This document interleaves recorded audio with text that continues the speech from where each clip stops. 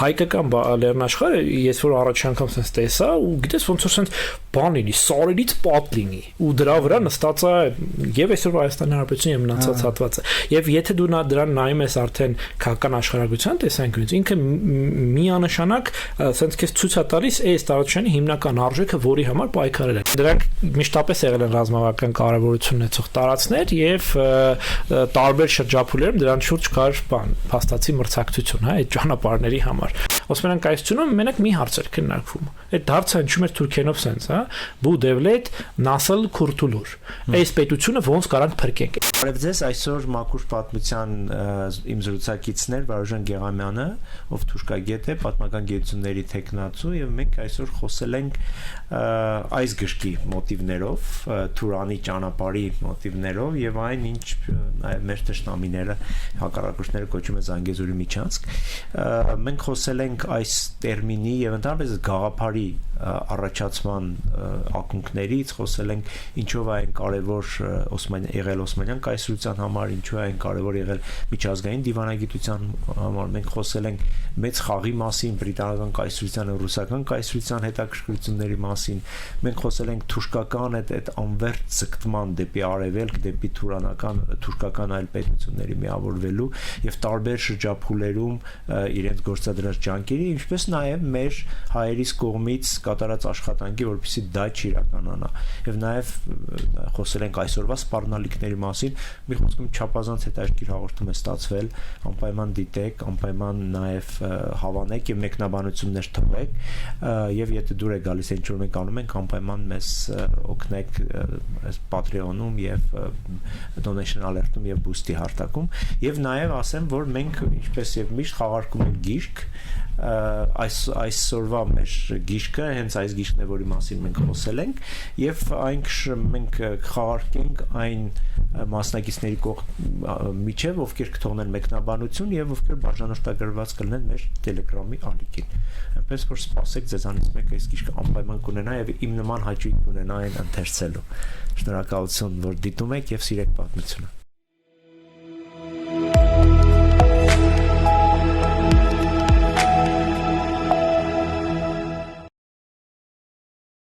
Վարուժան ջան, ողջույն։ Ողջույն Սուրեն ջան։ Մի թեմայի մասին եմ ուզում խոսեմ, որը իհարկե շատ երկար ժամանակ մեր հասարակությունում ես էլ ինչ մեղքստացել եմ, միշտ ընկալել եմ որպես այսօրվա քաղաքական խնդիր։ Հենց այսօրվա հետ կապված այսպես իրադարձություն, բայց երբ որ ավելի խորանում ես մանավանդ ձեր պրոֆեսոր Ռուբեն Մելքոնյանի հետ գիրքը, երբ որ ընթերցեցի այս մի քանի օր, հասկացա, որ շատ խորը պատմական կոնտեքստ ունի։ Այն ինչ որ մեր հարևանները կոչում են Զանգեզուրի միջանցք, այն ինչ որ ինչի շուրջ որ այդ ամբողջ քննարկումները այսօր տեղի են ունենում, դրա համար որոշեցի որ մի հատ զրուցենք, էլի հասկանանք որտեղից է այս ամեն ինչը գալիս ու գանք Թուրանից, հա, վերջին հաշվով։ Սա էլի մի քիչ երկար մուտքը խոսեմ, բայց ես հիշում եմ որ սրանից առաջ մի 10 տարի առաջ 2015 այդպես երբ որ մենք խոսում էինք այն ժամանակվա քաղաքական այսպես որոշում կայացնողների հետ խոսում էինք թուրանական պետության, պանթուրքիզմի մասին, մեր վրացի ծաղում էին։ Ասում էին, դուք մնացել եք ձեր պատմական այդ թեմաների տակ ինչ Թուրան, ինչ 21-րդ դարի վերջը բան տենց Թուրան, բայց պարզ է դառնում, որ այդ թուրքական այդ գաղափարախոսությունը ինքը անգամ մնայունակ, որ չգիտեմ, միջև այսօր նաև քաղաքական որոշումների կայացման եւ ստրատեգիայի մշակման վրա է ազդում, հա։ Դու ոնց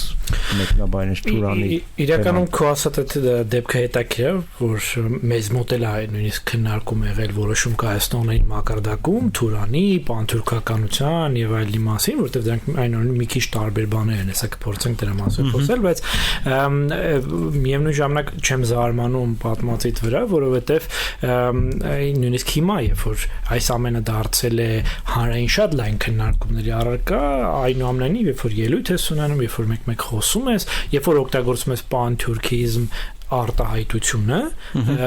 շատերի մոտ մի անգամից առաջանում է բան կարծրատիպ որ սա ինչ-որ հնաոճ նույնիսկ քիչ sense բան չէ կենցաղային հայրենասիրական ինչ-որ բան է հեսա զրույցը սկսվելու դրա համար օրինակ ես շատ հաճախ առաջարկում եմ այդ թվում նաև ուսանողներին որ այս ամենի մասին ոչ թե խոսեն միայն այսպես մաքուր քաղաքագիտական տեսանկյունից այլ առաջին հերթին սկսեն խոսել քաղաքական աշխարհագրության տեսանկյունից որովհետև այն ինչ որ մենք գիտենք որպես թուրան այն ինչ որ որպես գիտենք պանթուրքական գաղափարախոսություն, որքան որ գաղափարախոսական, ազգայնական, այսպես հոսանքների վերջնարդյունք է, նույնքան եւ պրագմատիկ քաղաքականության մասին է, որը հիմնված է իր հերթին տարածաշրջանի աշխարհակաղակականության եւ ավելի կոնկրետ աշխարհագրության վրա։ Եվ երբ որ այս տեսանկյունից ես նայում, այդտեղ բանի ոնց որ այսպես ասած թյուրըմբռնման, ժամանակավրեպության եւ այլնի տիրույթը շատ փոքրանում է ու միանգամից բազմաթիվ process-ներ քեզ համար անկարելի են դառնում, ավելին դու տեսնում ես, որ կա թուրքական քաղաքական վերնախավում, շատ հստակ հետևողական գիծ, որը կոչված է Թուրքիան, որտեղ որ այն գտնվում է առաջին համաշխարհային պատերազմի արդյունքներով եւ ռուսմերան կայսրության փլուզման արդյունքներով, այս կամ այն կերպ կապել հարակից 2-3 տարածաշրջանի հետ։ Այսինքն դա հիմնված է ոչ թե ցանկությունների կամ առավել եւս միայն երազների վրա, այլ հիմնված է թուրքական քաղաքական վերնախավի առաջին հերթին անվտանգային եւ երկրորդ հերթին, այսպես ասենք, իր ազդեցության գոտու ստեղծումից բխած պահանջների վրա։ Հիմա ասենք այս բարդ մի քիչ նախաբանը փորձենք ավելի պարզաբանել։ Երկար ժամանակ Օսմանյան կայսրության համար հարավային Կովկասը դեռ խոսում եմ նույնիսկ 15-16-րդ դարերի։ Իր համար շատ բնական հետաքրքրության գոտի էր։ Ինչ պատճառով, որովհետև փաստացի այդտեղ էր հատվում կամ վերջանում Օսմանյան կայսրության սահմանը, միևնույն ժամանակ դա իր համար յուրահատուկ դարպաս էր դեպի հարակից այլ նոր տարածաշրջաններ, դեպի Կովկաս, դեպի Կենտրոնական Ասիա, դեպի իրանական Սարահարթ, որի հանդեպ հավակնությունները երբեք էլ բան չեն եղել, հա, այսպես ասած ժամանակավրեպ չեն եղել թուրքական քաղաքական մտածողության համար, Օսմանյան քաղաքական մտածողության համար, դրա համար իրանք միշտ էս դեպի այս կողմ նայել են եւ առաջի փորձերը սկսում են նույնիսկ 15-րդ դարից, այսինքն 15-րդ դարը մենք ունենք բազմաթիվ փորձեր Օսմանյան կայսրության կողմից հարավային Կովկասի այսօրվա մեր ընկալման մեջ հարավային Կովկասի տարածքում հիմնավորվելու այն նպատակով, որ այդտեղից իրանք ծավալվելու են դեպի այլ կողմեր։ Ինչն էր սրա, այսպես ասած, պրակտիկ նշանակությունը, բնականաբար նվաճողական քաղաքականություն, բնականաբար անվտանգային մտահոգություններ, այսինքն եթե մենք հարավային Կովկասում ենք, որը լեռնային խիտ գոտի է, լեռնային կղզի է, եթե մենք այդտեղ ենք, մենք ապահովում ենք կայսրության թիկունքը, մենք ապահովում ենք կայսրության արևելյան հյուսիսային դարպասները, հետեւաբար ոնց որ ավելի քիչ կունենանք խնդիրներ։ Հետո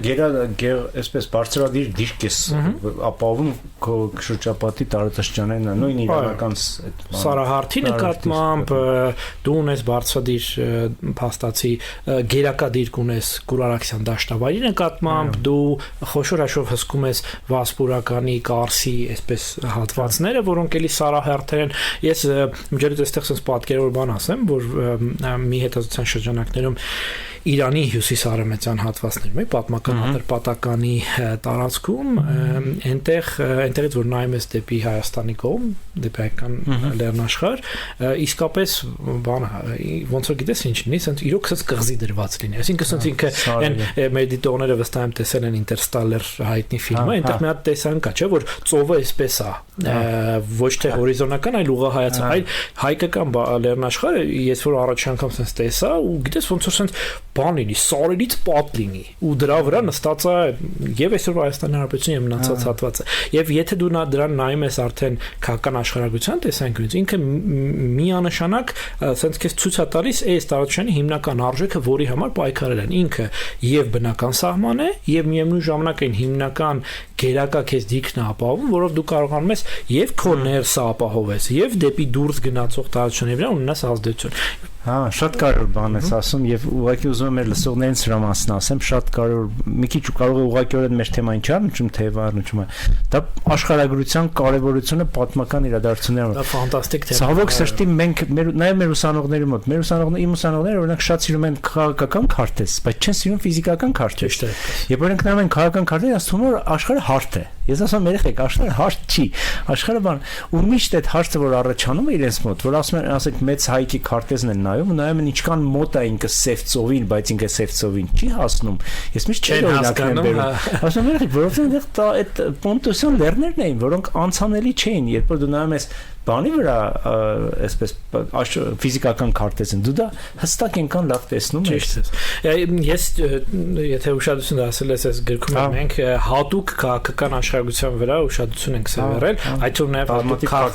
քարտեզներ ենք պատրաստել տվել, որ մարդիկ կարողանան հասկանալ, օրինակ ինչու այսպես կոչված է Զանգեզուրի միջոցը, հենց այդ ճանապարհով ոնց որ ինչի են այդ ճանապարհը նախընտրում, դա ոչ թե պատահականության արդյունք է կամ առավել եւս ինչ որ պայմանավորվածության, այլ որովհետեւ դա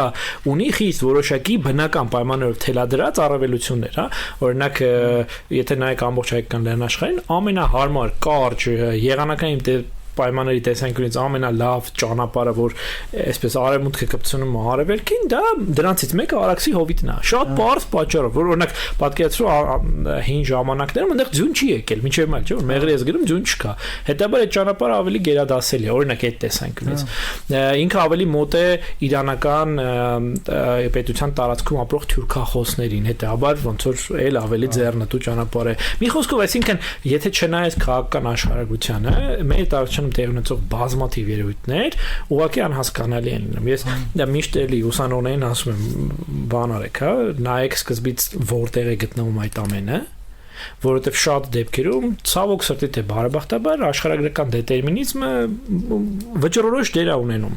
Դու չես կարող իրան հերքել։ Դից հայտնի վստահ եմ գիտես այդ աշխատանքը կա լրագրող ոչ գիտնական Ռոբերտ Կապլանի The Revenge of Geography-ն, աշխարհագրության վրեժը, որը խոշորաշուտ դրա մասն է։ Եթե դու անտեսում ես աշխարհագրություն, ինքը վաղ դուրս գալիս է ու մի հատ քեզ ապտակում է, վրեժ է լուծում եւ ամեն ինչ ընկնում է իր տեղը։ Ճիշտ է, վերադառնանք էլի այդ 15-16-րդ դար, երբ որ թուրք-իրանական կռիվներ, չէ, տարածքի համար ու կարևորությունը այս տարածաշրջանի։ Այո, այդ ժամանակ պայքարեր երկու տարածաշրջանի երկու հիմնական դերակատարները պայքար էին մղում այս տարածաշրջանի համար, որը էլի իրենց համար ոչ թե վերջնանպատակ էր, այսինքն գրավել Հարավային Կովկասը, որ գրաված դեն Հարավային Կովկասը, այլ որտեղ Հարավային Կովկասի հանդեպ գերակա դիրքը հնարավորություն էր տալիս ազդել մյուսի համարյա բոլոր գործընթացների վրա, կոմունիկացիաներ, այսինքն ճանապարհներ, անվտանգային բնագծեր եւ ամենակարևորը նաև ցածկա հարթակեր դեպի այլ տարածաշրջաններ խորանալու համար։ Այսինքն ասում համար Հարավային Կովկասը դա տեղ էր, որտեղից իրեն գնալու էին դեպի Կասպից ծով եւ նաև քննարկումներ կային այդ ժամանակ Կասպից ծովից Անդին։ Իհարկե դրանք շատ անորոշ էին այդ շրջանում դեռ, բայց արդեն իսկ այդտեղ հանդիպում ենք, հա, առաջին հիշատակությունները։ Եվ այս ասում բանը, հա, գործերս վատ էին, մի հատ էլ հարևանը Mercedes առավ, հա, վատ իրավիճակի, հիմա նույնը ստեղ էր։ Երկու տերություն պայքարում էին անդադար պայմանագրեր, փոփոխական հաջողություններ, երրորդն ավելանում սկսած 18-րդ դարից ռուսական կայսրությունը, որը էլի առաջին հերթին դիտարկում էր Հարավային Կովկասը երկու նպատակով անվտանգային գոտի, բուֆերային գոտի դեպի Ռուսաստանի խորքը, այսինքն դու ապահովում ես քո անվտանգությունը, երկրորդ դա ամենակարճ ճանապարհն էր դեպի ինչ որ ասում էին Teplые моря, Teplые воды, այսինքն դեպի այն ժամանակվա համաշխարհային առևտրի գլխավոր բաները, կոմունիկացիոն գծերը, չէ՞ որ այդտեղով էր Հնդկաստանից դեպի Եվրոպա գնացող։ Այսինքն իրենց համար էլ սա շատ է պրակտիկ։ Հետո իհարկե դրան ավելանում էր գաղափարախոսական, այսպես ասած, եթե այսօրվա բառերն օգտագործենք, չական շղարշներ ավելանում են ինչի գնանք այնտեղ, հա, քրիստոնյաներին ազատել, թե հին թագավորությունները վերականգնել, թե ոնց որ Ղրիմի պարագայում էին ասում վերականգնենք հին բանը քաղաքակրթությունները, հա, եկած էին անել թորներին, սկսում էր բաների անուններ տալ, հունական անուններ տալ եւ այլն, այդ ամեն ինչը գալիս էր իմ համոզմամբ, հա, քաղաքական աշխարհագրության առնվազն փոխ լրացնելու եթե ոչ ուղղակի սենց շղարշապ։ Ճիշտ է, մանավանդ նաև էլի նայում ենք ստրատեգիական տեսակետից, նաև պետք է հիշենք նաև մեր լսողները, ուզում ուշադրություն դարձնենք, որ ռուսական կայսրությունը գրավեց սկզբից այս Անդեր-Կովկաս կոչվող տարածքը, հետո նոր նախաձեռնեց Կովկասի նվաճումը։ Իսկեն ինքը իր թիկունքը ապահովեց, նոր սկսեց, որը իստրամբանորեն պետք է հարավից, չէ, պետք է իջներ, հյուսիս պետք է իջներ հարավ, բայց փաստացի հակառակ։ Մի ուրիշ հետաքրքիր բան էլ կա, որը բացատրում է շատ դեպքերում ռուսական քաղաքականության առանձնահատկություն հարավային ընդհանրապես Կովկասում եւ հարավային Կովկասում, ելի որը թելադրված է աշխարհագրությունով։ Մասնապես մենք եթե նայում ենք մշտապես ռուսական կայսրությունը ոնց է աշխատել այս տարածքում, տեսնում ենք, որ իրենց համար միշտ գերակա ուղղությունը եղել է Կասպից ծովի ափամերձ հատվածը, ապա նոր մնացած հատվածի նվաճումը։ Ինչու՞, որովհետեւ ամենապարզը հարավային Կովկաս, Կովկասից Անդին, Անդր Կովկաս ներխուժելու ամենահարմար ճանապարհը,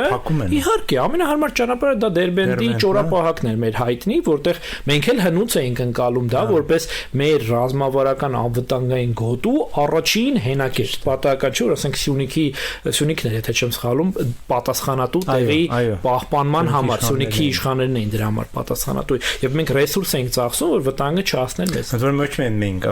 ժամանակ եղել Բյուզանդիանը վճարեց Սյունիքի իշխաններին, որ պահեն այդ տարածքը։ Վրացիներն են պահել դա, Կովկասյան աղվանքի մեջ մենք ունենք դեպքերը, երբ որ փաստացի հասկանում են, որ դա է բանալին։ Եւ ինչի է բանալին, որտեղ աշխարհագրությունն է այդպեսին։ Եվ նույնը կրկնեցին, այդ նույն ճանապարհը կրկնեցին ռուսական կայսրերը, այդ նույն ճանապարհը կրկնեցին բոլշևիկները, եւ ոնց նվաճեցին հարավային Կովկասը։ Սկզբից նվաճեցին Բաքուն,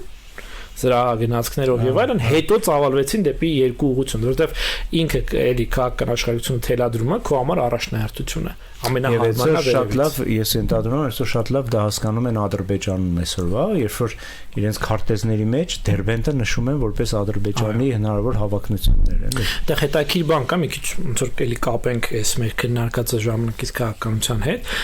Ադրբեջանում իսկապես եւ Թուրքիայում քաղաքական աշխարհագրության մտածողությունը շատ ավելի ուժեղ է, քան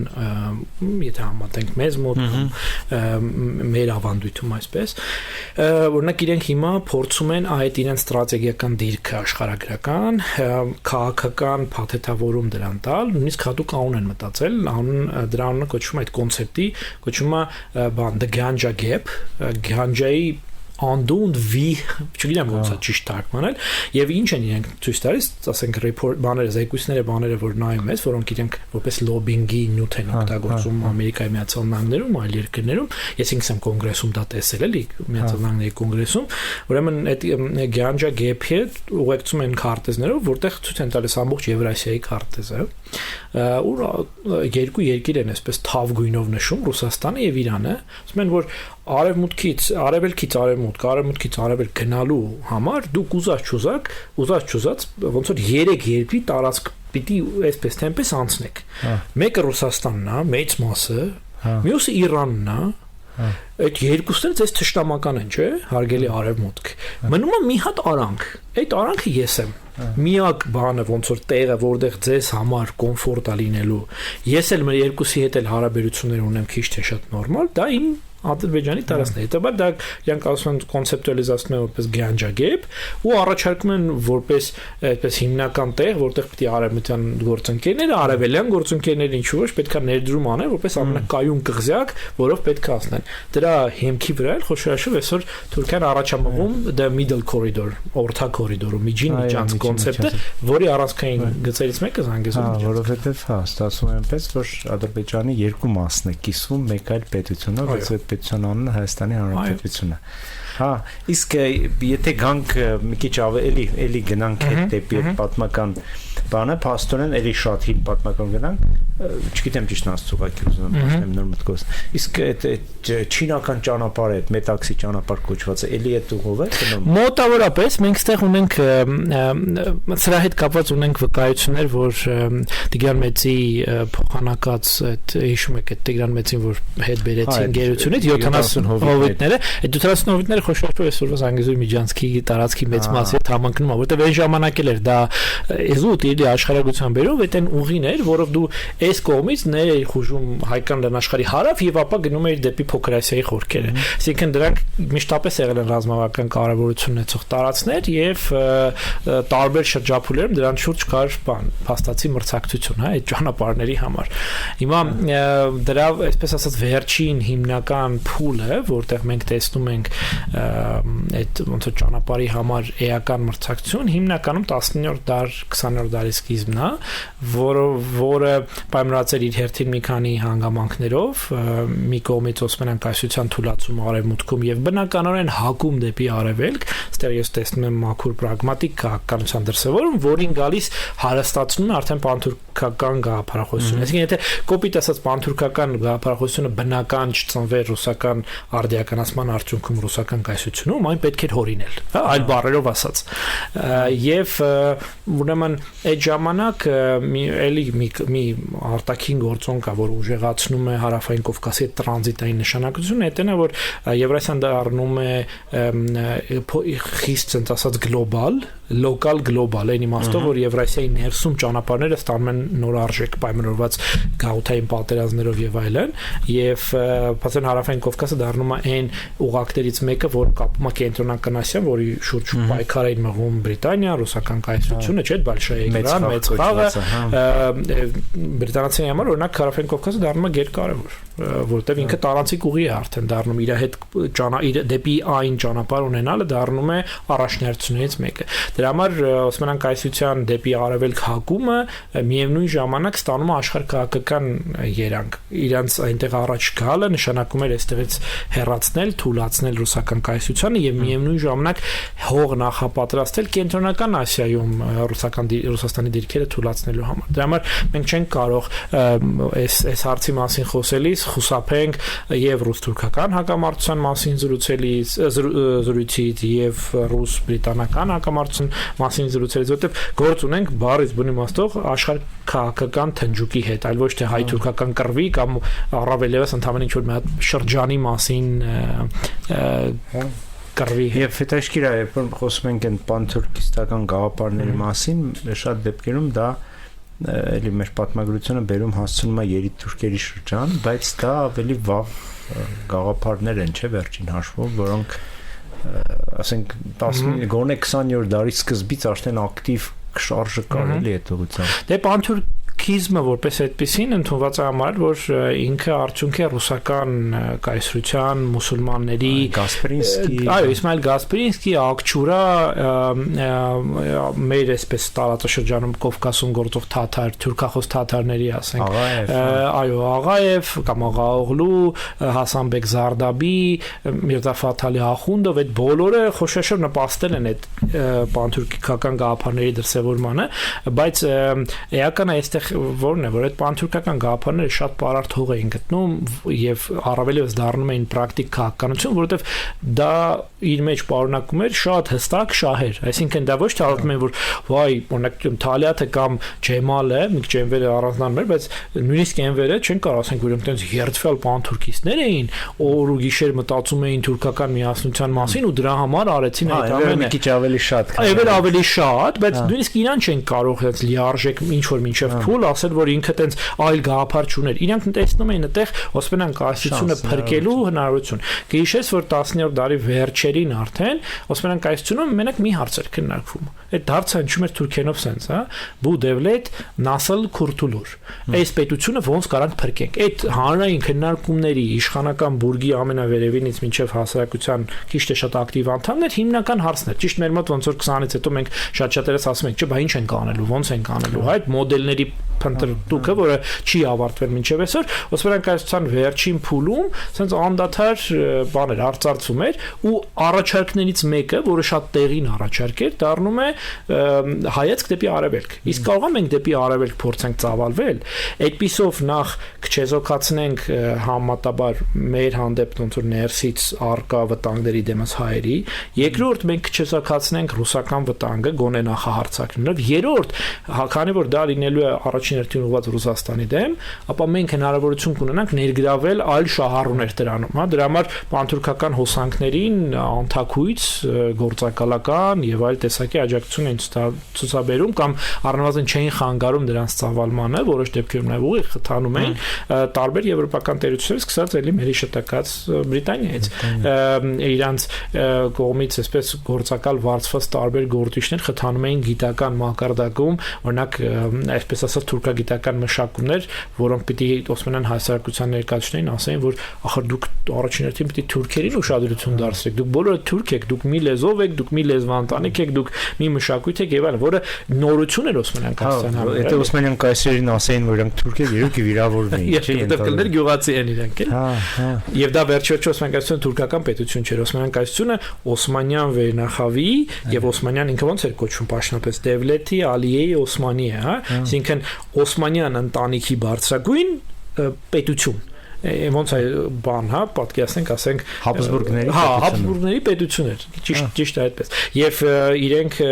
շատ ուշ են սկսում, համատաբար ուշ են, նոր 16-րդ դարում մենք տեսնում ենք օրինակ փորձեր գաղափարական բան ներարկելու, բովանդակություն ներարկելու կայսրության, օրինակ Օսմանյան բաները, սուլթաները սկսում են պայքարել, որ իրենց տան բանի տիտղոսը, խալիֆի տիտղոսը, եւ փայլուն աշխատանք մեր դիտողները հետաքրքրած են կարող են նայել սովետական արևելագիտության եւ ռուսական արևելագիտության տենց երկու կալիֆեիները, երկու հանճար հանդիսացող անձինք, Բարտոլդը եւ Գորդևսկին ունեն շատ գեղեցիկ ստեղծագործություն, երփող լրացնող, ուրեմն Բարտոլդի աշխատանքը կոչվում է Խալիֆի սուլտան, խալիֆը եւ սուլտանը, որտեղ ինքը շատ մանրամասն ճիշտ ասա Մարկ Բլոկի ոճով, բայց Մարկ Բլոկից շատ առաջ քննարկում է թե ոնց է Օսմանյան սուլտանը գիտակցաբար վերցրել իրեն այդ տիտղոսը, հնարելով ավանդույթ, ես էլ քեզ ասում եմ մյուս Հոբսբաումյան ավանդույթ, հնարել է ավանդույթ, որպեսի լեգիտիմություն հաղորդի իր գահին դեպի արևելք ծավալվելու ժամանակ Օսմանի հետ պարսկական պետության հետ պայքարում։ Իսկեն ինքը շատ մանրամասն ցույց է տալիս խիեն որոշել, որ այդ տիտղոսը պիտի իրենց վերցնեն, հա, դա իսկապես հորինված ավանդույթ է եղել եւ լեգիտիմության ուղղված գործ։ Գորդլևսկին նույնը շարունակում է, ասում է վերնագիրը շատ լավն է հոդվածի, ըստ էության քննադատական է եւ փոխլերացնող հոդվածը վերնագիրն էսպես է.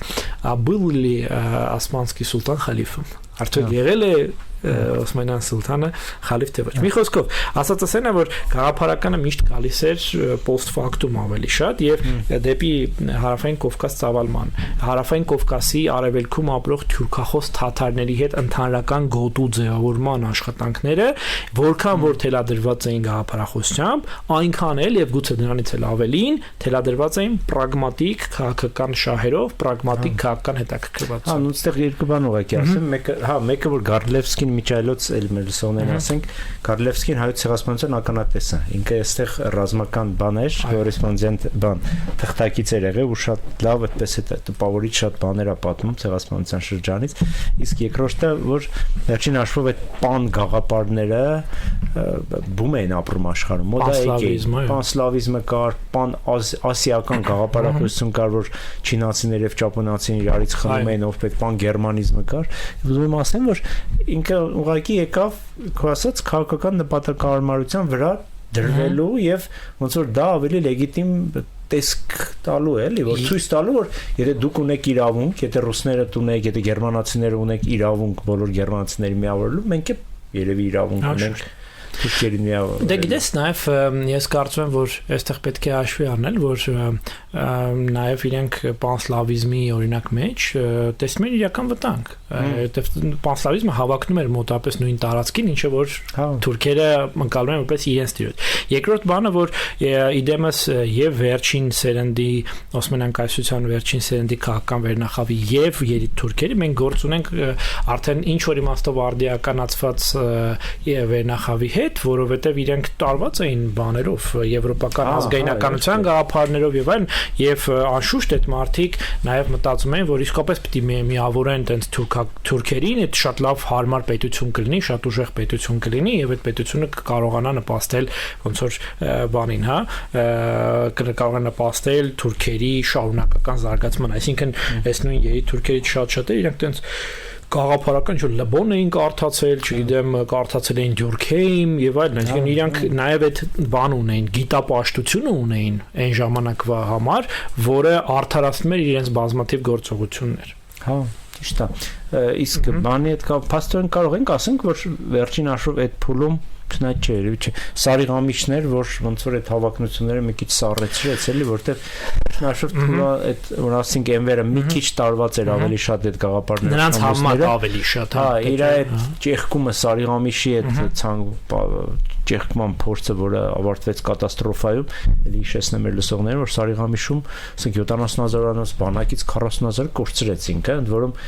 մեծ մասը ոչ թե ռուսական այս հարձակման շնորհիվ, այլ եղանակից, ուղղակի սառել էին եւ ձների մեջ, մանավանդ Սարիղամիշը ասենք շատ մոտ է մեր Աշոտսկի շրջանի բնության հետ, եթե մեր լսողները ուզենան համեմատեն, շատ ցուրտ է այնտեղ, ձյունը 2-3 մետրան ձյունանում, ուղղակի սառել են։ Եվ Սարիղամիշը դա փորձ էր ճեղքում իրականացնել եւ մտնել ռուսական Կովկաս։ Եվ իրենք մտածում էին, որ Կովկասը պետք է ապստամբի եւ ճանապարհը բացվի, էլի։ Դե այստեղ պետք է ոնց որ մի քայլ հետ անենք եւ հիշենք հետեւյալը, որ նախ արդեն մենք 1911 թվականից սկսած, բայց հատկապես 13 թվականին, երբ որ մոտենում էր առաջին համաշխարհային պատերազմը, մենք տեսնում ենք ակնհայտ նախապատրաստություն Կովկասի վրա հարձակում։ Այդ շատ հետաքրքիր է, այդ կուզենայի մի քիչ բացեի, շատ։ Մենք տեսնում ենք, որ կա այն ինչ որ մենք կոչում ենք էմիսարական աշխատանք, այսօր ասում ենք գործակալական աշխատանք, ասում ենք այսօր սկսում է աշխատել հարավային Կովկասի եւ ոչ միայն, բայց հատկապես Կովկասի թուրքախոս մուսուլմանների հետ։ Այստեղ զուգահեռ արդեն ընթացել էր որոշակի ինքնութենակերտման բան, այսպես գործընթաց, մեզ էլ ստիպված պիտի ասենք, որ ռուսական կայսրությունը անուղղակի նպաստում էր այս տարածաշրջանում թուրքախոսների ինքնության թուրքական բաղադրիչի զարգացմանը, որտեղ իրենց պետք էր կարճաժամկետ հեռանկարում ուղղակի կտրել այս տարածքը, որոնք իրենք նվաճել էին Իրանից, պարսկական մշակույթից։ Այսինքն իրենք զարգ էին տալիս թուրքախոսների լեզվական միասնության զարգացմանը, որը պիտի հիմք ծառայի ապագա Ադրբեջանի ինքնության համար։ Ի հակադրություն ավանդաբար ստեղ շատ ուժեղ պարսկական շեշտից է, կարող եք նայեք մեր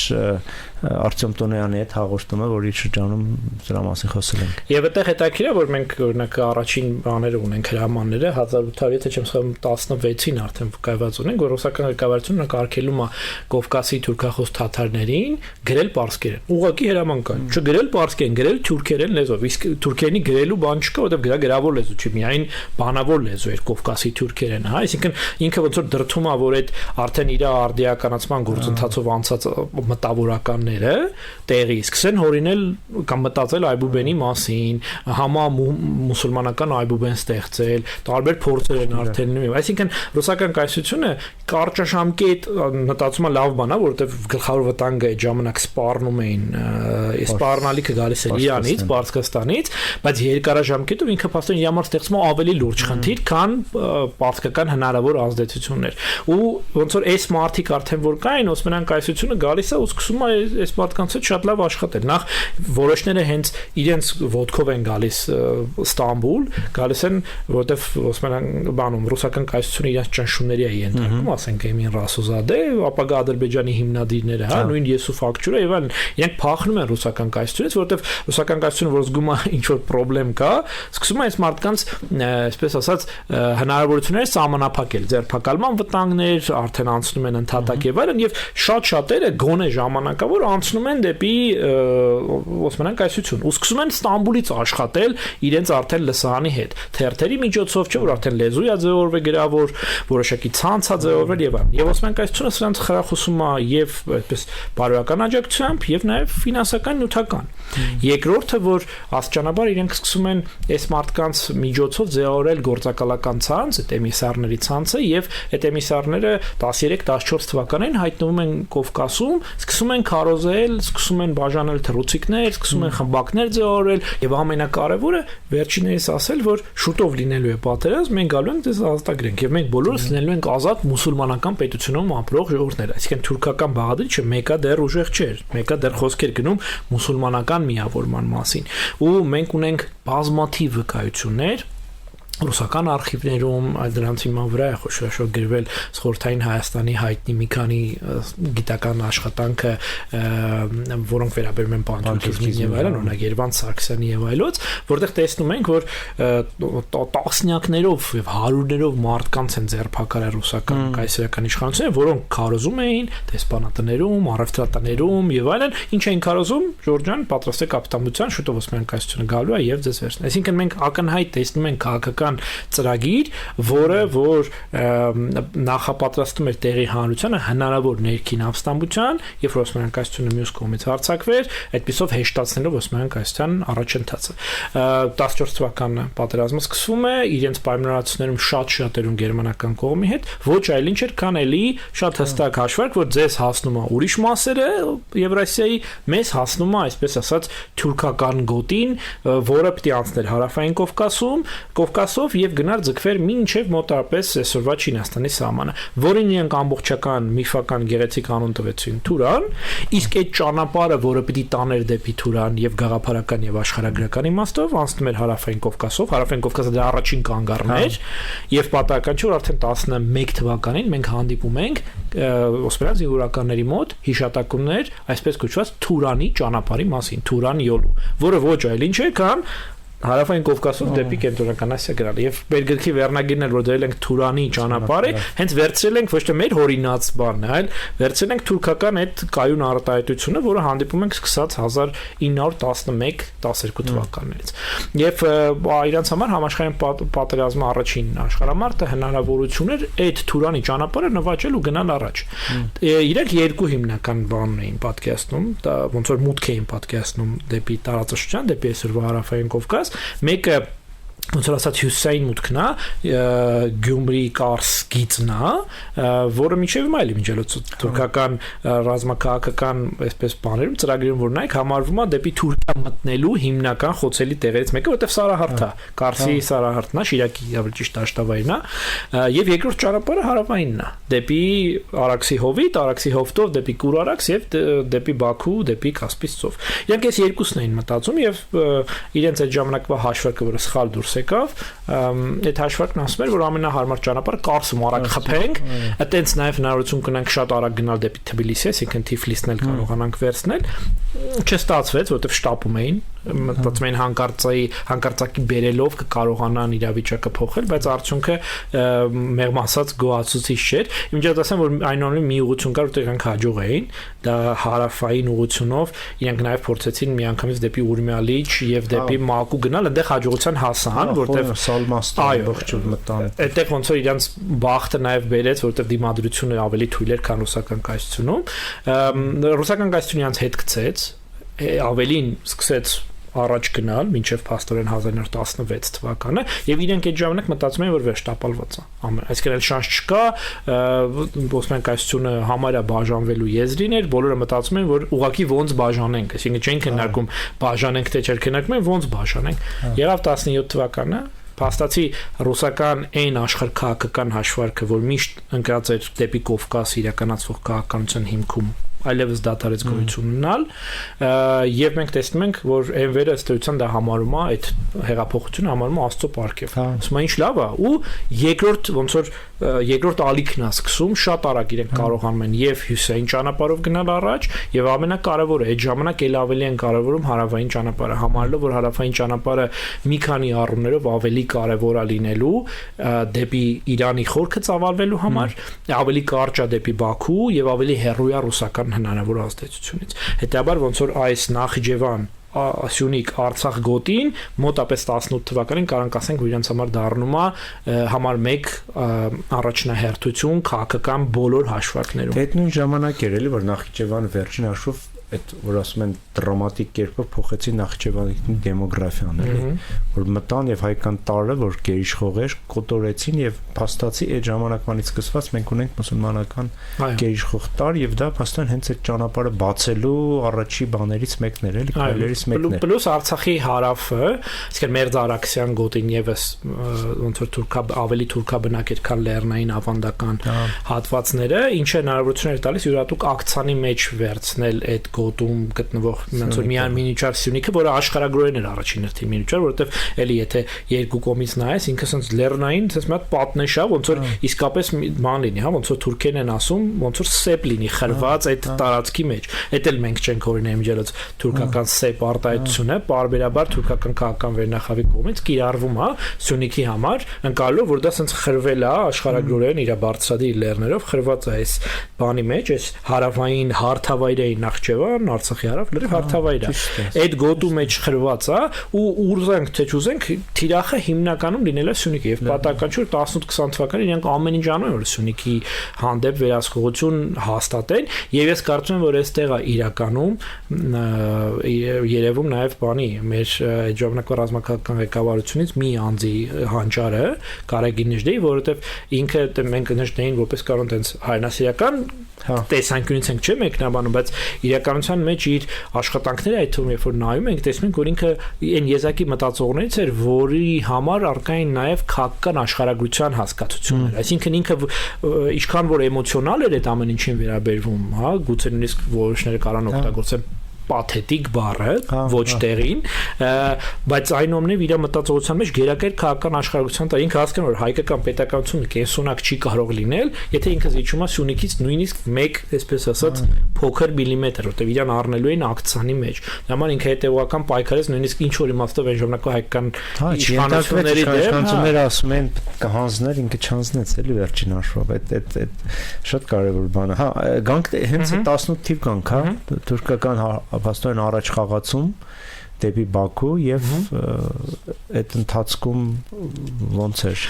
Թուրքերը առաջ էին գալիս, իրենք երկու հիմնական ուղղություն ունեին դեպի Բաքու առաջընթացի, մեկը արդեն նկարագրած է հյուսիսայինն էր, Թիֆլիս, Գանձակ եւ դեպի Բաքու, էլի միանգամայն բնականորեն, որովհետեւ աշխարհագրությունն էր թելադրում այդ ճանապարհը, երկրորդ ուղղությունը հարավայինն էր, Նախիջևան, Սյունիք, Արցախ, Կուրարաքսան դաշտավայր եւ Բաքու։ Երկու ուղղությամբ էլ խոշոր հաջողություն հասնում են, որոշ բաներով, այսպես առանձնահատկություններով ինչ որտեղ դանդաղում էր ընթացքը շնորհիվ հերոսամարտերի հա դա էլ հետաքրքիր բան է որ մենք միշտ Սարդարապետի ճակատամարտը նայում ենք ոնց որ կտրված ընդհանուր մեծ կոնտեքստից մենք իհարկե պետք է փառաբանել իհարկե դա աներևակայելի եւ չգիտեմ անսպասելի երևի բոլորի համար հաղթանակ էր հերոսական որ պետք է նշենք բայց նաեւ սա ավելի ոնց որ ընդգծում բոլդով ավելի ընդգծում է որ այդ թուրքերի ստրատեգիական մտածողությունը որ իրենք կոպիտ ասած տարան այդ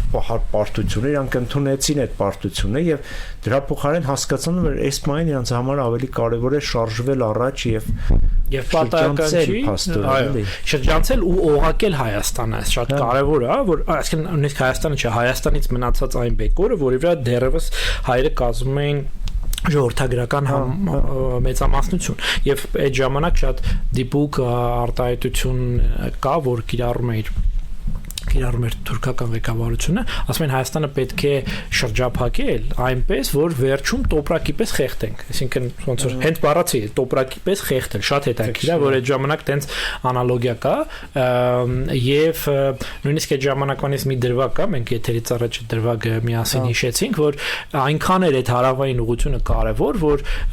Հալիլ Բեյը, որը պատասխանատու էր այս գծի համար, այսպես ասած, հարավային գծի համար, երբ որ հանդիպում է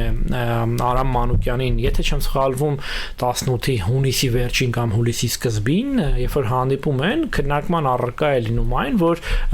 ինքը առաջարկում Արամին, ասում է, այ եթե դուք մեզ տակ Մեղրի գավառակը, փաստացի այսօրվա Սյունիքի հարավային հատվածը, եթե մեզ տակ Մեղրի գավառակը, մենք պատրաստ ենք ձեզ մի քիչ զիջումներ անել այնտեղ Արցախի կողմում, եւ տեսեք, այսինքն այն ժամանակ, երբ որ իրանք փաստացի հաղթող կողմ էին, իրանք նույնիսկ պատրաստ էին տենց բան անել, որովհետեւ այդ գիծը ստանալով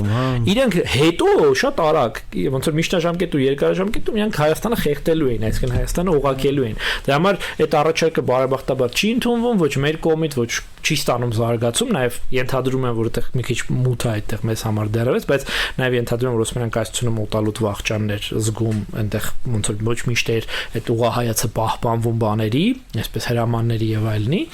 Այնուամենայնիվ իրենք շատ արագ տեմպերով փորձում են հասնել են գոնե ոնց որ այդ մեծ ծրագրի առաջին այն անգլերենում ասում են milestone, հա, այդ հիմնական sense հանգրվանին, դա Բաքու քաղաքի նվաճումն էր, որտեղ էլի մենք ունենք հերոսական միջերոս դիմադրության դրվագներ եւ իրենք սեպտեմբերին այնուամենայնիվ կարողանում են հասնել այնտեղ, չվերջացնելով ամբողջ հարավային Կովկասի նվաճումը, բայց ապահովելով այնտեղ փաստացի Օսմանյան ներկայություն, Օսմանյան թուրքական քաղաքական ներկայություն եւ այլ բառերով ասած իրենք փաստացի դրանով ապահովեցին Ադրբեջան պետության սահմանների գոյությունը, որը մինչև այդ ընդհանրապես թղթի վրա էր, ինչ որ մայիս ամսին հայտարարված Թիֆլիսում ոչ ոք չգիտեր այդ իրականություն կդառնա, չի դառնա, հայտարարողներն են ոչ ոչ սեփական բանակ ունեին, ոչ էլ որևէ այլ բան։ Ու այս իմաստով իհարկե դա իրանց համար իսկապես նվաճումը պատահական չէ, որ այսօր Թուրքիայում, Ադրբեջանում չէ, Թուրքիայում Բաքվի նվաճումը ունի հատուկ sense բան, պես մատուցում, իրան ասում են նույն այն բառով, որով որ կոչում են Ստամբուլի նվաճումը, Բաքուն ֆեթի, այսինքն Բաքվի նվաճում եւ ամեն տարի բոլոր գերատեսչությունը դա նշում է որպես լուրջ տոն, այն մարդը որ արել է դա, այսինքն Նուրի Փաշան ընկալվում է որպես Բաքունուն, այսինքն Բաքվի, եթե բանկամս թարգմանեմ Բաքվի նվաճող եւ այստեղից ենք մենք նաեւ հասկանում թե ինչի 20 թվականի դեկտեմբերին Էրդողանը հաղթանակի այսպես ասած ռազմաշքերթի ժամանակ Բաքվում ասաց որ այսօր փառաբանվում են Էնվեր եւ Նուրի Փաշաների հոգիները եւ վերջին դրվագները ես ընդհանրապես եթերում չեմ ասել մինչեւ այդ բայց հետաքրիր բան է որ վերջերս մի հետազոտություն է անում այն մարդը որ ամենայն հավանականությամբ Թուրքիայի գլխավոր շտաբի անունից համակարգել Ադրբեջանի ռազմական գործողությունները մեր դեմ 20 թվականին Բախտիար Էրսայե գեներալ, որը նշանակվեց գիշես, նշանակվեց պաշտոնապես Ադրբեջանի պաշտպանության նախարարության նախարարի խորհրդական, այնպես բան չկա, որ ուրիշ երկրի գործող սպան նշանակվի քո երկրի գործող սպա, ի Բախտիար Էրսային թուրքական ցանցում, որը նաև ունի ոչ լրագրողական մատուցում, ասում են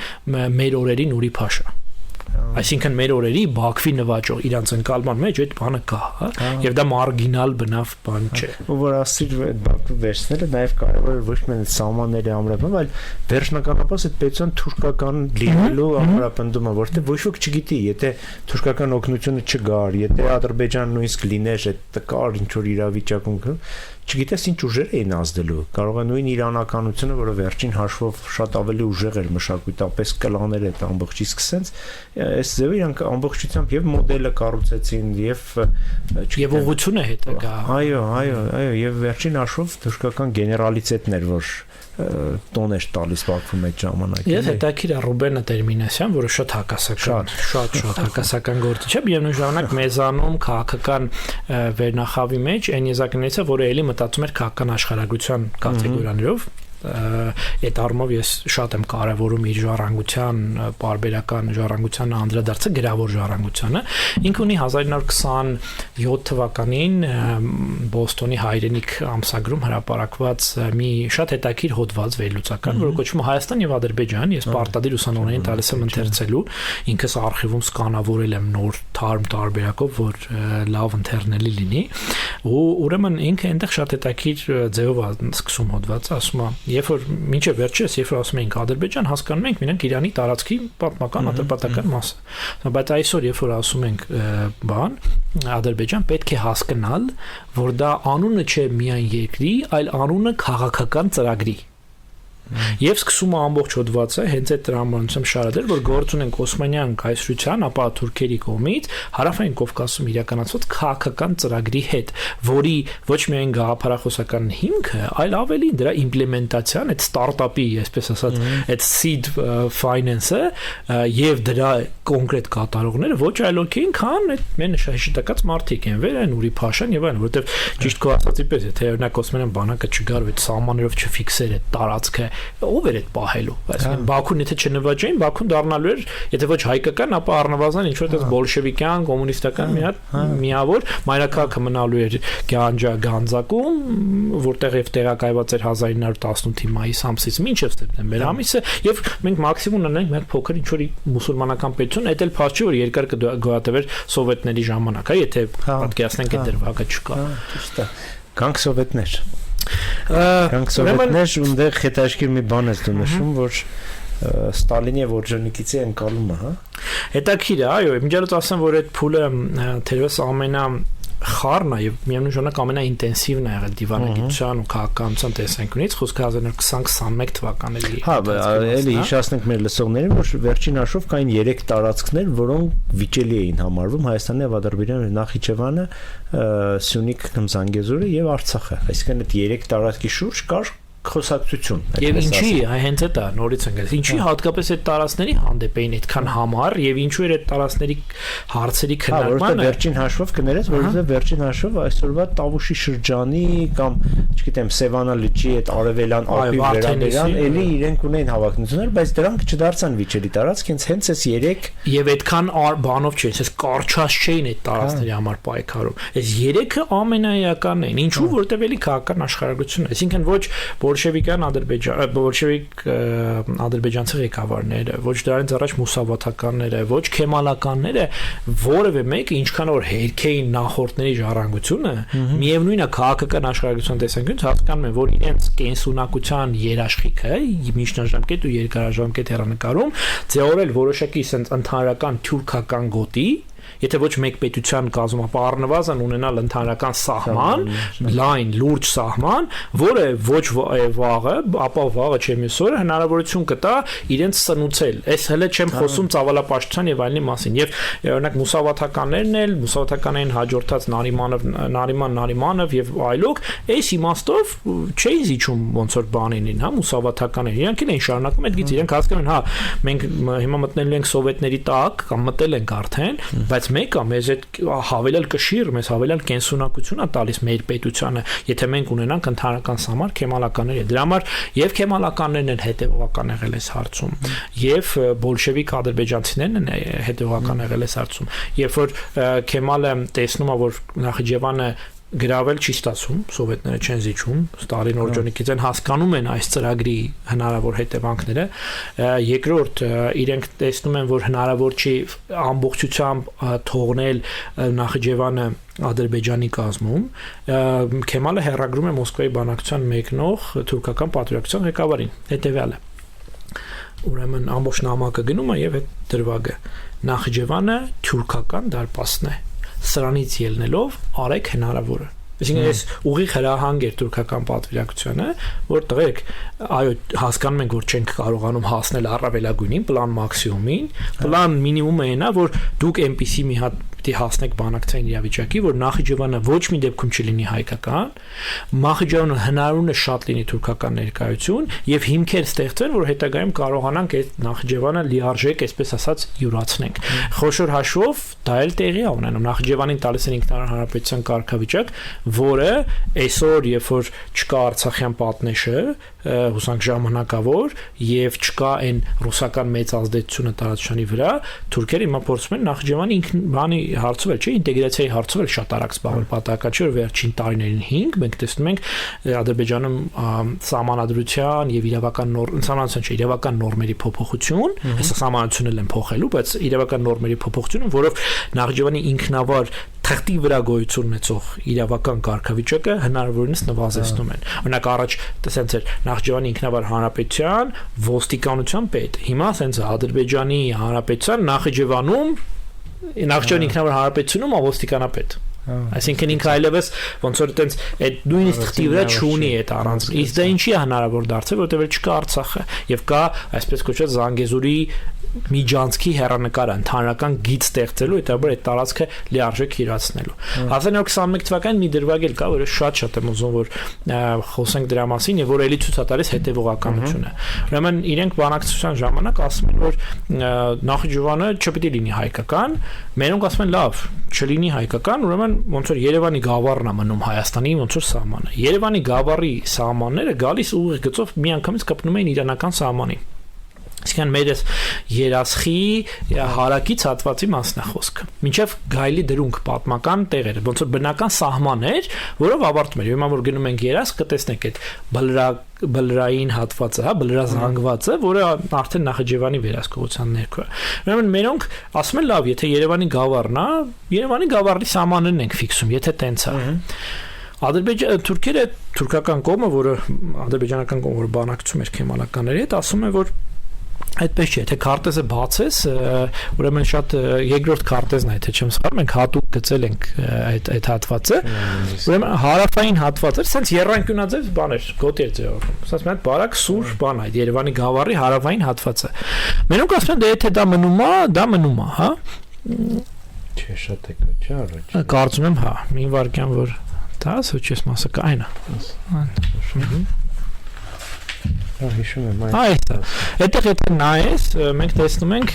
շատ հետաքրքրական բան կանենք։ Հա, կարանք տեղադրենք հետո բանից վիդեոից հետո այս էկրանին էլի։ Ուրեմն այստեղ եթե քարտեզին նայում ենք, ապա տեսնենք որ Երևանի գավառի սահմանը այսպես են ավարտում։ Էստե, հա։ Թուրքիան ասում են սահմանը Նախիջևանի ոչ թե պիտի լինի Երևանի գավառի սահմաններով, ոնց որ պետք է լիներ, այլ պետք է լինի այս դեղին գծով նշված հատվածը, այսինքն երասխալ պիտի տրվեր Նախիջևանին։ Ինչու՞։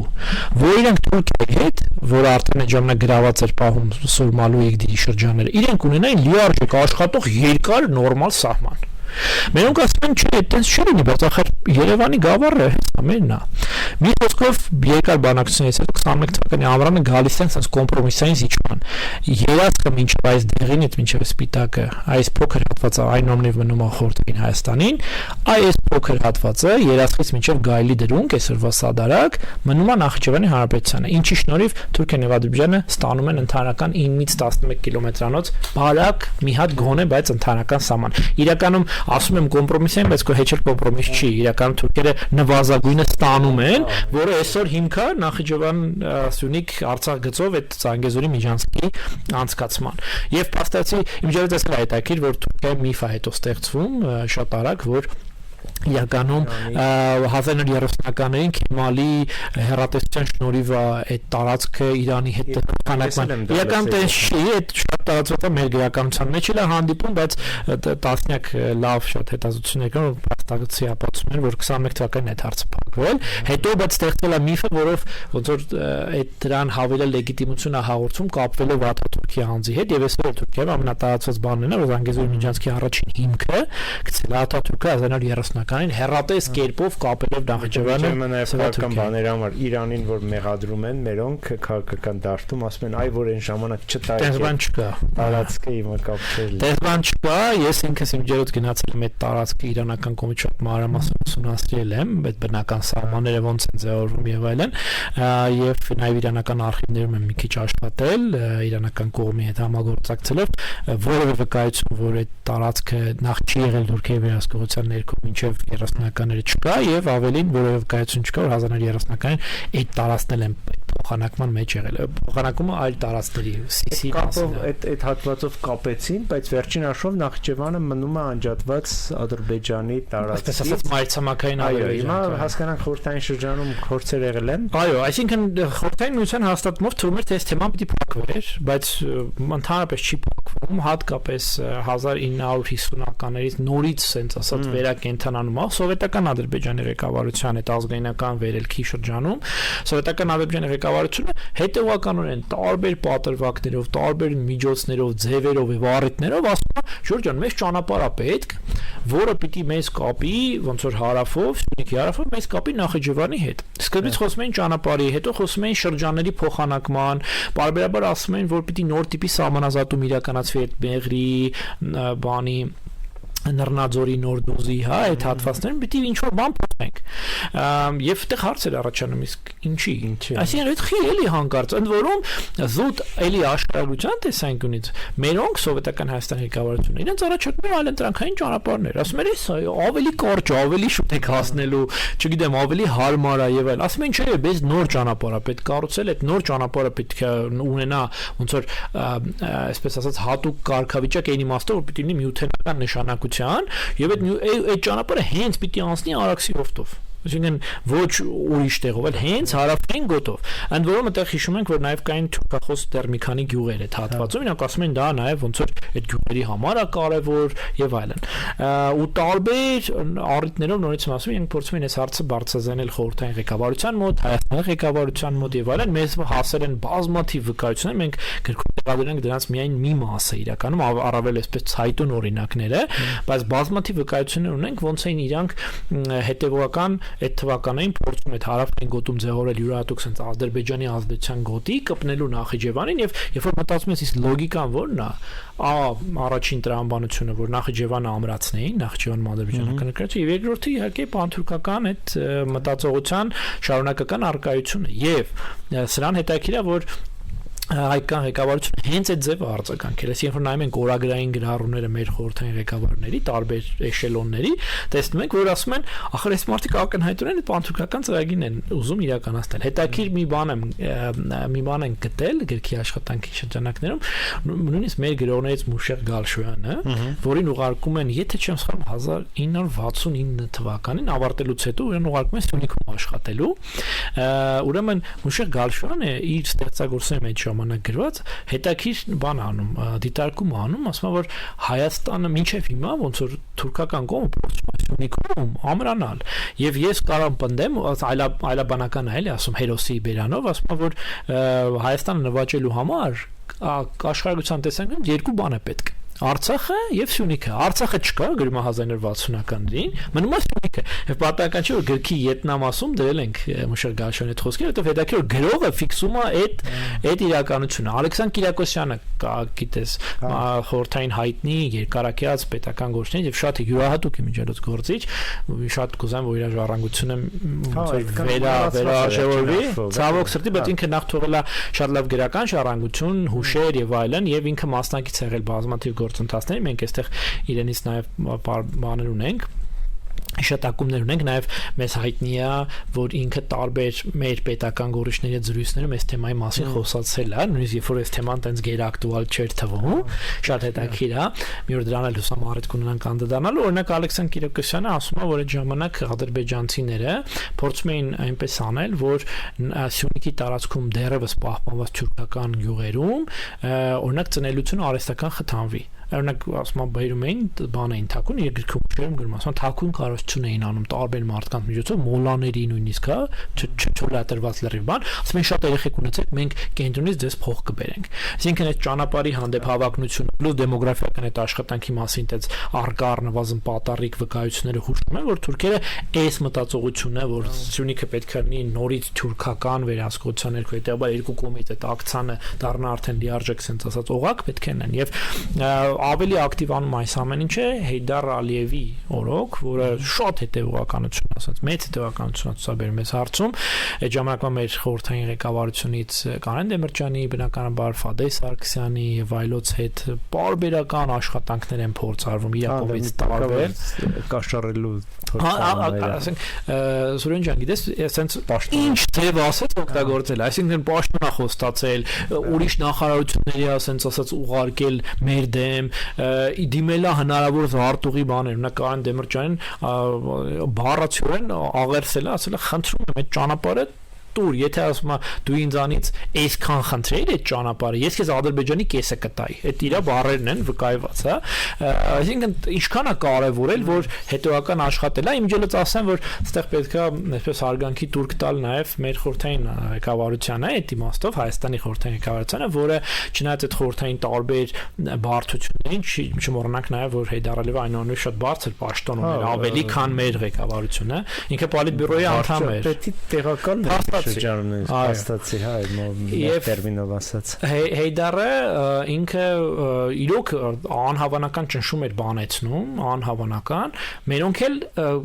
շատ դեպքերում sense բան են արել, անհավանական ճկունություն եւ բաներ են ցուցաբերել, օրինակ դրա վարվկայությունից է Ֆադե Տաճատիչ Սարգսյանի նույնիսկ ասենք հրաժարվում է մցնի օրակարգում այդ հարցը, ճանապարհի շինարարության հարցը, չնայած կենտրոնից պլանով հաստատված էր որ ինքը պետք է կառուցի։ Հաջորդ տարի որ գնում է պլանը հաշվետվություն ներկայացնելու, այնտեղ նկատողություն է ստանում, խիստ նկատողություն, դա շատ լուրջ բան էր, չնայած 80-ական է, բայց լուրջ բան էր։ Եվ նկատողություն ստանալուց հետո երբ որ դուրս են գալիս օկնականի հետ, չեմ հիշում, կարծեմ Ալեքսեյ Մատվեիչ Կիրակոսյանի հետ են լինում, մեր կողմից Ալեքսեյ Մատվեիչը ասում է, չէ, Վլադիմիր Մովսյանը երություն ասում է, բայց մեկը Ֆադե Տաճատիչ, ես չեմ մտցնելու դա օրակարգ, թեկուզ ձեզ նկատողություն են տվել, Ֆադե Տաճատիչը ասում է իսկ ով է ասում որ ես խնդրելու եմ քեզ մտցնել այսինքն նույնիսկ սեփական անձին վնաս հասցնելու գնով մենոնք հրաժարվել են դրանից դա չեն իրականացնել եւ փաստացի դա երաշխիք եղավ որ մենք 90-ականին ապահովեցինք Արցախի պատերազմի ժամանակ այդ թիկունքային հարավային գիծը շատ ավելի անվտանգ էր մեզ համար քան որ կարող էր լինել հակառակ պարագայում այսօր տեսնում ենք որ Ինստանականին էլ թուրքերը այդ փորձը արեցին այսպես կոչված գոբլի պլանի տարբերակով, որովհետև հիմա ես հասկանում այդ գոբլի պլանը հանկարծի էր, տենց բան շատ գրավիչ թուրքական կողմից, ավելին հենց իրանք էին հանդես գալիս այդպիսի փոխանակման առաջարկով, որովհետև իրանք համար իրականը այդ կապը ապահովելն էր։ Եվ լավ չգնահատեցինք այդ պլանի բանը, էլի, որպես տարբերակներից մեկն էինք միշտ քննարկում, որ փոխանակումը Մեղրին Արցախի հետ, բայց իրականում դե բարեբախտաբար նախ դա երբեք իրականություն չի դարձել, երկրորդը երբեք չի հասել այն աշճանի, որ իրոք sense որոշում կայացման մակարդակում լինի, բայց այն որ դրա հետևում ունեն, բայց հենց այն փաստը որ դա կար, հա ինքնին դառնար զսպողից բացի մենք պետք է սպառնալիք դա անցկալեինք ու միշտ հասկանայինք որ կա նման վտանգ, բայց օրինակ իմ մոտ անձամբ թե մարդ որ այդ հասարակագիտությամբ զբաղվում են բան եւ այլն, միջև Արցախյան պարտերազմի ավարտը ես երբևիցե չի մտածել վտանգի մասին, թե գոբլի ծրագիրը տեսել էի, հա, մտածում էի անընդունել է, բայց երբեք չի պատկերացնում այդ վտանգի մասշտաբները էլի։ Դες հետաքրքիր է որ այդ եթե ասես մի քիչ վերացարկվենք հենց այս զրույցի նեղ թեմայից, շատ հետաքրքիր է որ մեզանում եւ նախկինում եւ հիմա փաստացի մենք անընդհատ ականատես ենք նույն այդ քաղաքական աշխարհագրության գործոնի թերագնահատմանը եւ դա շատ խոցելի է մեզ դարձնում, շատ բաներ մենք կիսատ ենք տեսնում կամ հատվածական ենք տեսնում, մինչդեռ այդ դիտանկյունը երբ որ ավելացնում ես քաղաքական, փիլիսոփայական, գաղափարախոսականին, այսպես ասած ամեն ինչի տեղն է ընկնում եւ ավելի համալիր ես պատկերը տեսնում եւ հետաքրքրական է որ որ մենք գրքի վրա սկսեցինք աշխատել, ընդհանրապես ասեմ գաղափարը գրքի ցակել էր անմիջապես պատերազմի ավարտից հետո, երբ որ ես հիշում եմ առաջի բաներից մեկը որ ֆիքսել եմ, եղել է թուրքական պետական բոլոր գրեթե եւ իշխանամերձ դատամիջոցների կողմից միանգամից Զանգեզուրի միջանց տերմինի կիրառությունը անմիջապես նոյեմբեր ամսին, այսինքն դեռ թարմ էր ամեն ինչ, դեռ խոսք չկա, բայց հաջորդ իսկ օրը, այսպես կոչված է զինադադար կամ այդ երակոմ համաձայնության հաջորդ օրը թուրքական պետական հերոստանգերության աշխատողը Նախիջևանում է։ Ոչ մի տեղ գրած է չկա, էլի չկա։ Բայց իրանք հաջորդ օրը արդեն ռեպորտաժ էին պատրաստ, ասում են մի քանի օրից բացվել է Զանգեզուրի միջանցքը, որ միացնել է մեծ թուրքական աշխարհին։ Սա ինձ համար նշան էր, որ իրենց համար թուրքական կողմ այս պատերազմին մասնակցությունն ու ներդրումը հենց ոնց որ պայմանավորված էր առաջին հերթին այս մարտավարական գծի վրա թուրքական վերահսկողության հաստատմամբ, ինչը հետո անուղակի հաստատվել է տարաբնույթ հարցազրույցների, ելույթների եւ այլնի ժամանակ թուրքական կողմից նկատի ունեմ։ Իսկեն եւ պատահական չէ, որ ուշադրություն դարձնենք Միջանցքի թեմային, Ադրբեջանը առաջամարտիկը չի այս թեմայի, քարոզչական, գաղափարական, ոչ մի հարցում իհարկե։ Ինքը ամբողջությամբ թուրքական կողմի կուրացիա է եւ նույնիսկ տեղեր կա, ես նկատել եմ, իհարկե սա մի քիչ քաղաքագիտական սպեկուլյացիայի տիրույթ գուցե մեզ տանի, բայց ես նկատել եմ, որ որոշ դեպքերում Ադրբեջանը նույնիսկ մի փոքր այսպես ասած հետքայլ ունի այդ Միջանցք կոչվածի հարցում։ Մինչդեռ թուրքական կողմը այն դարձրեց իր ոչ միայն արտաքին քաղաքական զինանոցի բաղկացուցիչ մաս, այլ ավելին 2023 թվականի նախագահական խորհրդանականությունից առաջ այն վերածվեց նախընտրական հիմնական, եթե այսպես թվերով ասեմ, 5 թեմաներից մեկը։ Եվ այսօր թուրքական հասարակությունում Զանգեզուրի Միջանցք թեման շատ ավելի արդիական, թարմ եւ քննարկվող է, քան Ադրբեջանում։ Մենք որ նայենք օրինակ մշտապես մոնիտորինգի եմ ենթարկում, չկա շաբաթ, որ Թուրքիայում միջոցառում չլինի պետական հովանավորությամբ հենց Զանգեզուրի Միջանցք կանոնով, տնտեսական, մեդիա, չգիտեմ, քաղաքագիտական, գիտական եւ այլն։ Այսինքն իրենք ստեղծում են լեգիտիմություն դրա տակ, ու դա անպայման փոխկապակցված է այսպես կոչված թուրքական աշխարհի հետ։ Այսինքն ինքը չի գնում առանձին, որ մենք մենք Ադրբեջանին, ինքը գնում է հետեւյալ բանի, հա, խոսույթի հետ միասին, որ մենք սրանով միավորում ենք թուրքական աշխարհը։ Հիմա այդ թուրքական աշխարհը ոչ այլ ինչ է, քան պանթուրքիզմ 2.0 կամ 3.0 կամ թարմացված տարբերակ։ Եվ 20 թվականից հետո ինքը էական կենսունակություն է ստացել։ Եթե առաջ սրա մասին խոսում էին նեղ շրջանակներում, խոսում էին նույնիսկ կարամ ասեմ ինչ-որ մասը մարգինալ խմբեր, հիմա մենք տեսնում ենք, որ այն դարձել է թուրքական եւ արտաքին եւ ներքին քաղաքականության բաղկացուցիչ մասերից մեկը։ Եվ քանի կա ուրեմն փաստորեն Արցախում եւ Նախիջևանում թուրքական վերահսկողություն, միշտ լինելու է այս պլանը բան, այսպես ասած արդիական, կարող է ինքը բաներ ունենա, փուլեր ունենա տաք եւ սառը, ակտիվ եւ пассив, բայց միշտ արկա լինելու, որովհետեւ ցանկացած մեկը, որ մի քիչ ունի քաղաքական մտածողություն, քաղաքական աշխարհագրության մտածողություն, իսկ Թուրքիայում մեծամասնությունն է այդպեսին, քաղաքական վերնախավի, իրանք ասում են, սա մեր համար ընդհանրապես 40 կիլոմետր այդ 40 կիլոմետրը գործոն չի ընդհանրապես, հա, երբ որ տեսնեն հնարավորություն դրա հանդեպ իրականացնելու այդ հավակնությունը, իսկ ինչու չանել։ Դրա համար ստեղծում է իմ կարծիքով զուգահեռ այսպես կոչված արևմտյան Զանգեզուր, արևմտյան Ադրբեջանի միֆը, որ լեգիտիմացնելու է դրա հանդեպ հավակնությունը։ Ցավոք սրտի արդեն կարակ տեսնենք միջազգային տարբեր զեկույցներում արդեն գրվում է երբեմն disputed Zangezur Syunik region։ Այսինքն եթե առաջ disputed Արցախն էր, հիմա մենք տեսնում ենք այդպիսի տերմինոլոգիայի կիրառություն, որը արդյունքն է նաև է դիվանագիտական, քաղաքական ու գիտական աշխատանքի, որ Ադրբեջանի ու Թուրքիայի Վտանգավոր բաներ են քննարկում իհարկե, մի քիչ այտենց վախացնող իհարկե, իսկ արտաքին մյուս խաղացողները ոնց են նայում դրան։ Մենք որտեվ սկսեցինք, որ սայի վերջո, ինչքան էլ մենք դեռ քննարկենք, սա լոկալ չի։ հայ-ադրբեջանական թեմա չի կարող լինել ու նաև շարունակեմ միտքս, սա նույնիսկ հայ-թուրքական թեմա չի։ Ոչ միայն, էլի։ Այո, ոչ միայն, հա, սա ավելի մեծ եւ բարդ խնդիր է եւ երբեմն ես ասենք թեմաներ կա, որոնց մասին ես խոսում եմ, ասում եմ, որ թեմաներ, որը մերն են, եթե մենք վաղը կանգնենք ասենք մեր կարծիքը, ես կարող ասեմ ձեզ ոչ ոք չի լսում, սա օրինակ մի ցեղասպանության հարցը, երբ որ մենք միշտ խոսում ենք միջազգային ճանաչման մասին ցեղասպանության, եւ ինձ ասում են, բա որ Հայաստանը հրաժարվի, բան, ես միշտ ասում եմ, ինքն կամ մեծ թեմա է, վաղ ամսօր եթե Հայաստանը հրաժարվի, Հայաստանը կարող ասեն, քեզ ոչ ոք չի հարցնում, դա միջազգային թեմա է, եւ մենք օրինակ եթե պետությանը պետք լինի շարունակել դրա միջազգային ճանաչումը, Հայաստանին ոչ ոք բան տեղ չի դնի։ Շատեր դա տենց մեծ ավելի գլոբալ իրակշռով ավելի մեծ է, քան Հայաստանի Հանրապետությունը ինքնին, միջազգային ճանաչումը ցեղասպանություն։ Եվ սա հիմա իմ մոտ բերեց այդ նույն զուգահեռը ստեղ, որ ի վերջո այդ փոքրիկ այդ 40 կիլոմետրը դա մեր ու Թուրքիայի միջև նույնիսկ հարաբերություն չէ, դա ավելի գլոբալ կոնտեքստ է ու ասենք ինչքան էլ մենք վաղը որոշենք նույնիսկ եթե Աստված մեր ասած ասենք մենք չգիտեմ ամբողջ ազգովի խելագարվենք ու որոշենք որ այդ տարածքը տալու ենք կարող է ասենք ավելի մեծ ուժեր գան ու ասեն որ բայց ով ասեց որ կլինի դրա համար ուզում եմ հետաքրքիր մի քիչ բան անեմ Ռուսաստանի եւ Իրանի տես ուզում նախապես ասեմ որ մենք օրինակ գրքում հատուկ դրանից խուսափել ենք ինչու երկու պատճառով որովհետեւ մեր խնդիրն առաջին հերթին ցույց տալ որ թե ինչ են սրա մասին մտածում ինչ են տեսնում ինչ են հասկանում այդ միջանց գասելով Թուրքիայում եւ Ադրբեջանում ասեն մեր դա առաջնային մեր խնդիրն է եղել դրա համար գիտեմ որ գիրքը շատ մարդ է ընթերցել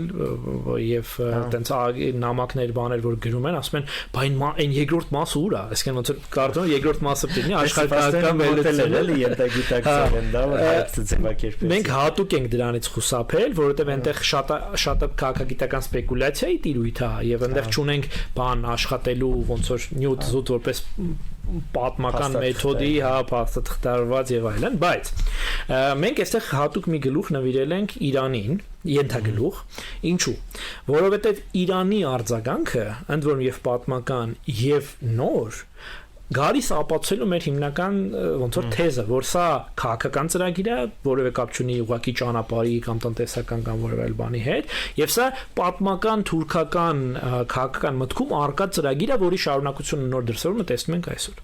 Եվ եթե նայենք թե իրանական կողմը այսօր ոնց է արձագանքում, ինչ խոսույթ է կիրառում, նախկինում ոնց է արձագանքի, ապա կտեսնենք, որ իսկապես իրենք էլ են սրա մեջ տեսնում առաջին հերթին տարածաշրջանում թուրքական ազդեցությունը մեծացնելու եւ այնուհետեւ այդ ազդեցությունը իրենց համար կենսական նշանակության գոտիների վրա տարածելու փորձ խոսքը բնականաբար պատմական ատրպատականի իսկ թուրքական խոսույթում այսպես Թավրիզ, Ադրբեջանի, հարավային Ադրբեջանի նվաճման փորձ։ Ինձ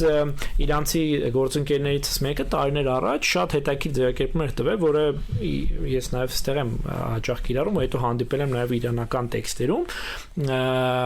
Ուրեմն իրենք հետևյալն են ասում, որ եթե լինի այդ բանը, փաստորեն թուրքական օղակը, ինքը ոչ միայն օղակը ձեզ համար, այդ փոքր տոպրակը ձեզ համար է։ Մեծ տոպրակը մեզ համար, որովհետև մենք ենք թուրքական օղակի մեջ հայտնվում եւ այդ ժամանակ մենք անվտանգային սպառնալիքներ ենք ստանալու ոչ թե արագ կետով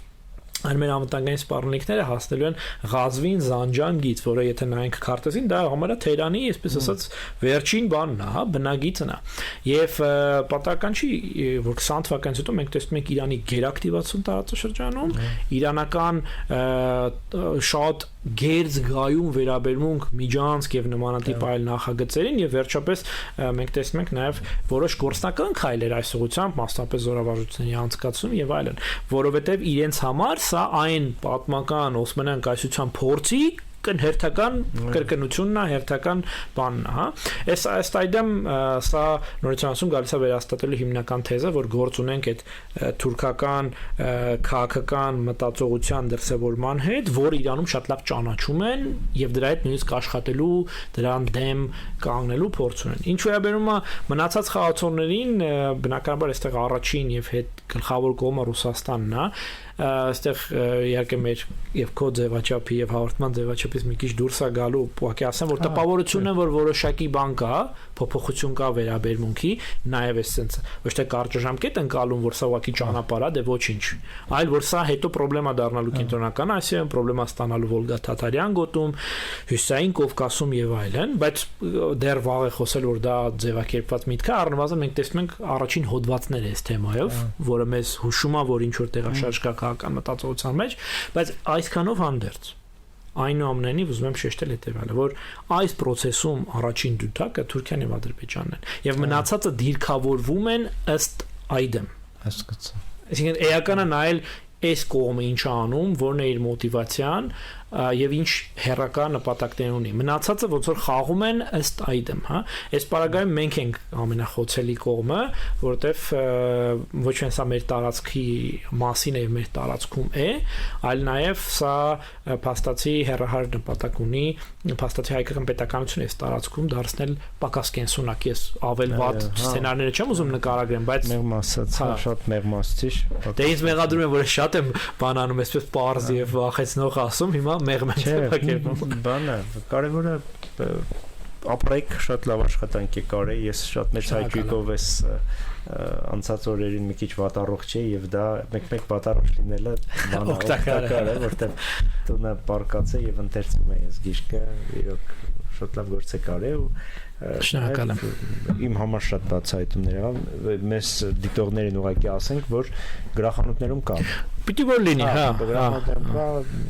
կարող եք փնտրեք, գտնեք եւ գնեք եւ ունենաք ձեր տանը, բացի տեքստից, որը իհարկե շատ հարուստ եւ առատ է, նաեւ քարտեզներ կան, այն ինչի մասին մենք այսօր խոսել ենք։ Քարտեզներ ու բացի քարտեզներից մի բաներ ես ասեմ, բացի քարտեզներից ֆոտոնյութը նույնպես շատ հստակ ցույց է տալիս, օրինակ այստեղ սամանային այս գոտիների նկարներն են, որը ցույց են տալիս իրոք այդ լեռների արանքով անցնող այդ կոմունիկացիայի կարևորությունը էլի։ Գիտես, ասեմ, որ երբ որ մենք շնորհանդեսն էինք անում այս գրքի ելույթումս հատուկ դա շեշտել եմ ու հիմա եմ ուզում ասել, երբ որ ինձ հարցնում են այս գիրքը ինչի մասին, ասում եմ երկու բանի մասին է։ Մեկը, որ նույնիսկ անհավանական իրավիճակում հնարավոր է հաղթել, որովհետև մենք այս բոլոր 100 վերջի 30 տարիների ընթացքում տեսնենք, որ այս փորձը կա եւ մերոնք ինչ որ վերջի պահին ինչ որ բան մտածելով հարցեր կարողացել լուծել Նեժդեից մինչև Կարեն Դեմիրճյան, Վլադիմիր Մոսյան։ Եվ երկրորդը խոշաշով սա քաղաքական աշխարհագրության բաց դասագիրք է, ինչ որ իմաստով, որովհետև այս նույն ձևի կարևորություն ուներ Արցախը եւ ունի այս նույն ձևի կարևորությունն այս բային Հայաստանի, օրինակ Վարդենիսի շրջանը, որի հանդեպ էլի ունենք բացահայտ քաղաքական հավակնություն եւ ես ինքս ընթերցել եմ պատմական աշխատանք, կարծում եմ քեզ էլ ծանոթ, ուրեմն հեղինակները Արսենը Բոբոխյան եւ երկրորդ հեղինակը օպերացիա զոտ, այնտեղ էլ մի շատ ուրախացա, որ մեր գործընկերները մի գլուխ ըստ էության նվիրել են քաղաքական աշխարհագրությանը, բացատրելով թե առաջին հայացքից այդ Վարդենիսի ինչ որ իմաստով տենց մի քիչ բան չէ, տենց մերկ, լերներն ու բլուրները ինչ ռազմավարական կարևորություն են ունեցել եւ ինչու են դրանք այսօր շարունակում Ադրբեջանի համար գեր կարևոր լինել։ Եվ հույս ունեմ, որ սա այդ քաղաքական աշխարհագրության ինչ որ իմաստով դպրոցի բանն է, հա, մեր մոտ այդ ավանդույթի վերականգնման, շարունակման կամ թարմացման process քաղաքական գործի ուղեղում պետք է դա մխված լինի, որ ինքը խոսելուց առաջ նախ պատկերացնի որտեղ է գտնվում էլի։ Մի հատ էլ sense բան օրինակ էլի բերեմ քոտրտվությամբ, որ ուսանողներից հաճախ եմ պատմում, ասում ուշադրություն դարձեք օրինակ Թուրքիայի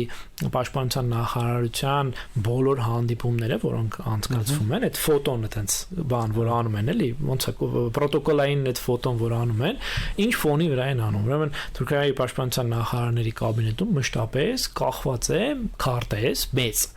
որը ոչ թե վարչական քարտեզ, այլ աշխարհագրական ֆիզիկական քարտեզ է, որը որ նայում ես, միանգամից հասկանում ես թուրքական պաշտպանության նախարարության առջև կանգնած բոլոր խնդիրները, եւ կարաս դրանից հեշտ ասես, այ որտեղ տեղակայված կլինեն բանակները, որի համար պատասխանատու կլինի եւ այլն։ Վարժան ջան, շնորհակալություն։ Քեզ էլ սիրով։ Քո բեղուն լինի քո գրիչը, որ նաև շատ այլ նման աշխատություններ գտնենք եւ վերջին հարցը, որ մեր ամփոփիչ ավանդական հարց ունենք, որը կամպեման տանք։ Երկու հարցը իրար այդպես միախառնված բան։ Ինչու ընդհանրապես զբաղվել հասարակական գիտություններով, որտեղ մարդկան այսօր ասում են, դե ֆիզիկան, քիմիան հստակ երևում արդյունքը, բանը այդպես շոշափելի ինչ որ նվաճումներին է հասնում, չգիտեմ, բանը ճարտարագիտությունը,